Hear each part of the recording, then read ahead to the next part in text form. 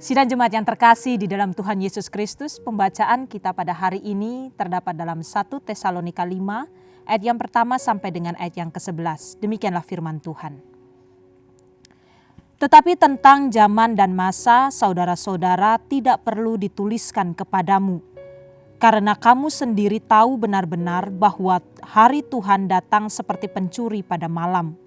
Apabila mereka mengatakan semuanya damai dan aman, maka tiba-tiba mereka ditimpa oleh kebinasaan, seperti seorang perempuan yang hamil ditimpa oleh sakit bersalin. Mereka pasti tidak akan luput. Tetapi kamu, saudara-saudara, kamu tidak hidup di dalam kegelapan, sehingga hari itu tiba-tiba mendatangi kamu seperti pencuri, karena kamu semua adalah anak-anak terang dan anak-anak siang. Kita bukanlah orang-orang malam atau orang-orang kegelapan. Seperti itu, baiklah jangan kita tidur seperti orang-orang lain, tetapi berjaga-jaga dan sadar. Sebab mereka yang tidur, tidur waktu malam, dan mereka yang mabuk, mabuk waktu malam. Tetapi kita yang adalah orang-orang siang, baiklah kita sadar, berbaju sirahkan iman dan kasih, dan berketopongkan pengharapan keselamatan. Karena Allah tidak menetapkan kita untuk ditimpa murka, tetapi untuk beroleh keselamatan oleh Yesus Kristus Tuhan kita, yang sudah mati untuk kita, supaya entah kita berjaga-jaga, entah kita tidur, kita hidup bersama-sama dengan Dia. Karena itu, nasihatilah seorang akan yang lain dan saling membangunlah kamu seperti yang memang kamu lakukan. Demikianlah kebenaran firman Tuhan. Berbahagialah bagi kita yang bukan hanya membaca serta merenungkan kebenaran firman Tuhan, tetapi kita mau melakukan dalam kehidupan kita sehari-hari. Haleluya.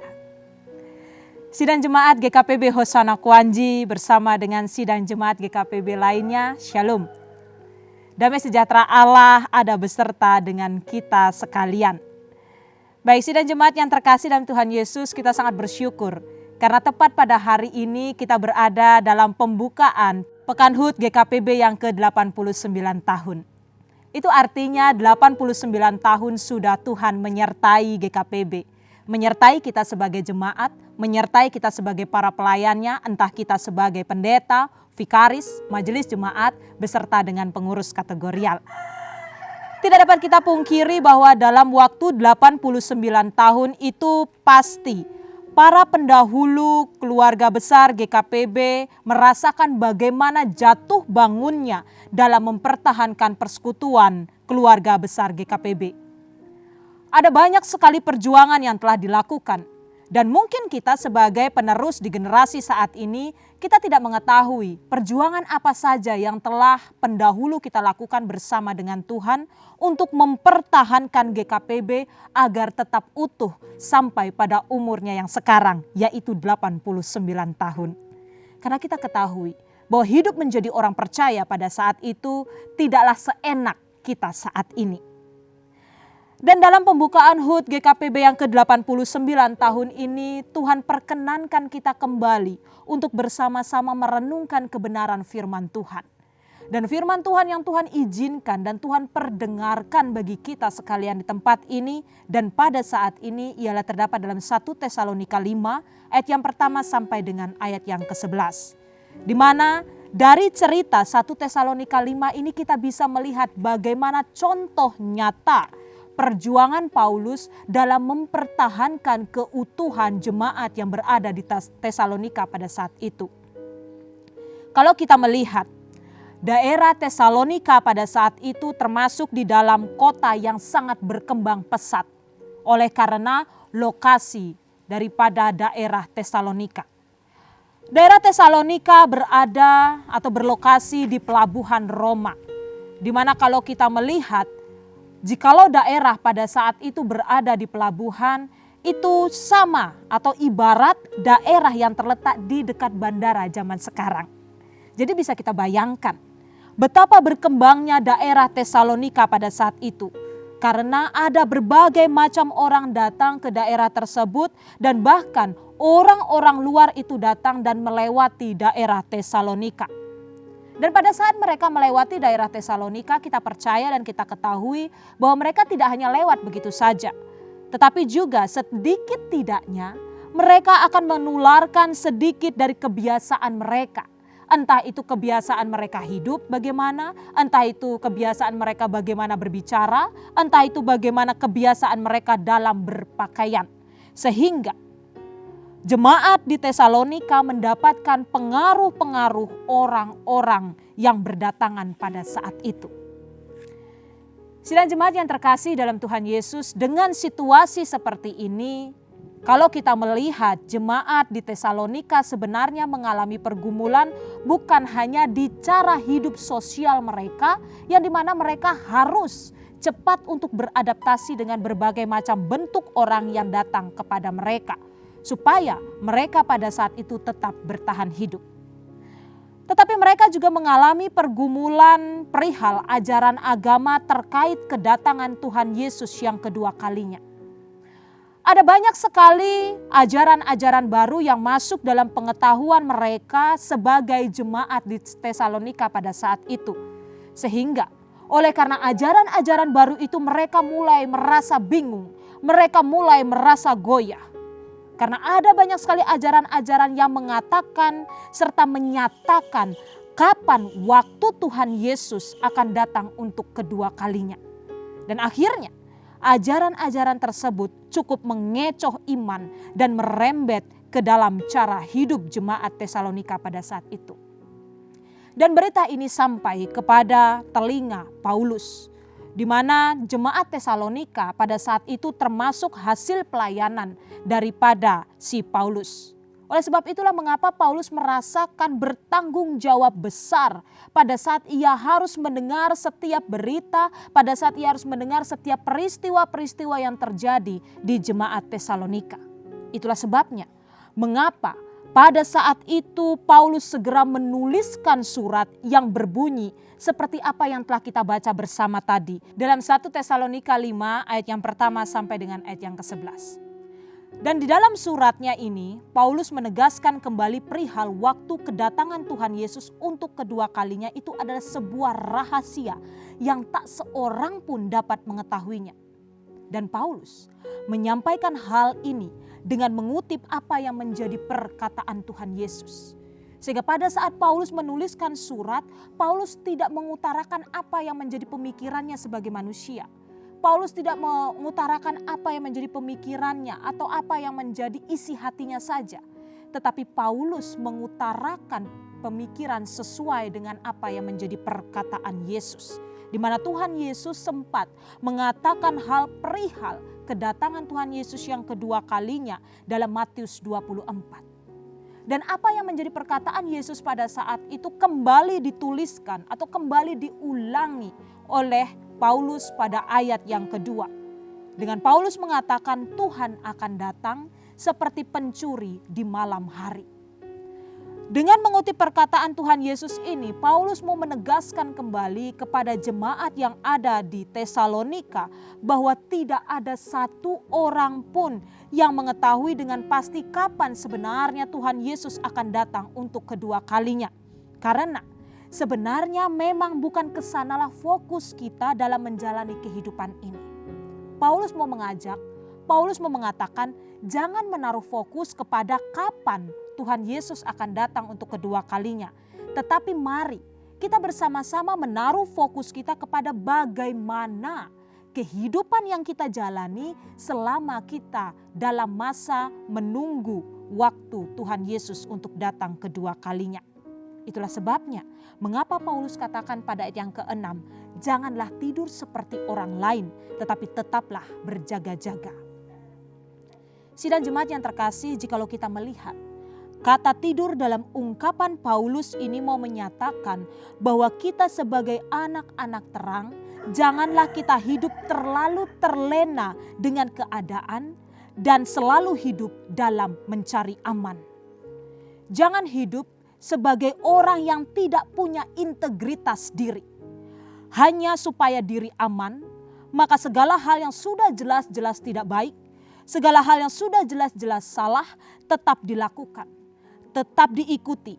Jikalau demikian yang terjadi, maka sebenarnya kita bukanlah anak-anak terang. Tetapi kita masuk dalam kategori anak-anak malam atau gelap seperti yang Paulus ungkapkan pada ayatnya yang keempat. Karena perilaku kita sama sekali tidak mencerminkan sebagai anak-anak terang. Karena kita tidak dapat membawa berkat bagi orang lain. Kalau kita melihat sejujurnya, pada saat Tuhan Allah mengutus kita masuk ke dalam dunia ini, Paulus mengingatkan bahwa Tuhan telah menetapkan kita untuk tidak ditimpa murka Allah. Tetapi kita akan memperoleh keselamatan oleh Tuhan Yesus.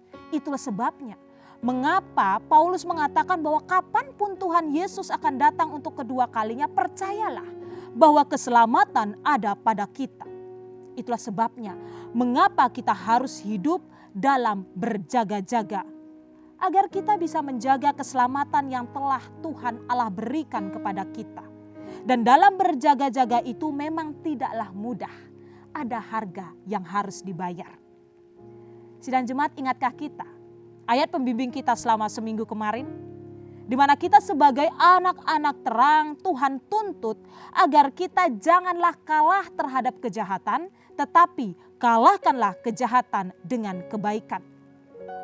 Kita tahu bahwa sebagai manusia ini akan susah sekali untuk kita lakukan. Kita akan susah untuk membalas kejahatan dengan kebaikan. Bahkan kita akan merasakan susah sekali untuk tetap menaruh hormat atau respek kepada mereka yang jelas-jelas telah melakukan kejahatan. Tetapi ketahuilah, inilah yang menjadi tuntutan Tuhan Allah kepada kita anak-anak terang. Supaya keselamatan yang sudah ada pada kita tetap terjaga. Dan hidup berjaga-jaga. Dan melakukan perbuatan baik itu pada akhirnya sebenarnya bukanlah tugas pribadi kita saja, tetapi juga tugas bersama.